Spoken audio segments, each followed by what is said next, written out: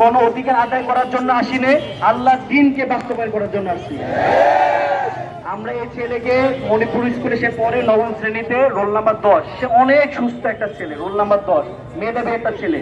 কিন্তু দেখেন সে আমাদের কোরআনকে অবমাননা করছে। কত বড় কলিজা হইতে পারে তার কলিজাটা দেখা দরকার আমাদের। এই জন্য মণিপুর স্কুলের পক্ষ থেকে সিরাজুল ইসলাম প্রধান শিক্ষক তাকে বহিষ্কার করছে। স্যারকে অশেষ ধন্যবাদ জানাচ্ছি। স্যারের দিনের সাথে সাথে এই কাজটা করেছে। স্যারকে অশেষ ধন্যবাদ জানাচ্ছি। আমাদের অনেকগুলো শর্তের ভিতরে একটা শর্ত ছিল, তাকে মণিপুর স্কুল থেকে বহিষ্কার করা, সর্বোচ্চ শাস্তি দেওয়া, তার অভিভাবক তাকে কুলাঙ্গার হিসেবে ঘোষণা করবে। এর মধ্যে একটা আমরা আলহামদুলিল্লাহ অর্জিত হয়েছে।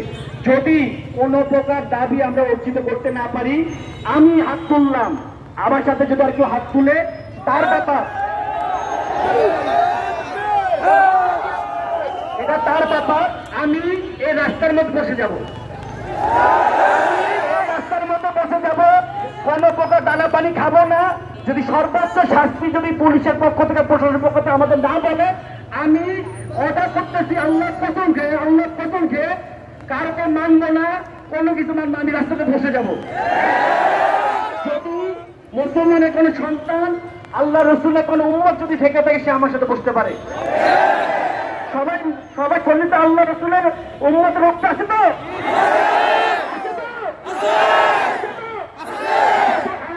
কাজও দেখতে চাই, শুধু আমাদের এই কাজ শেষ না, আরো সামনে অনেক কাজ বাকি আছে।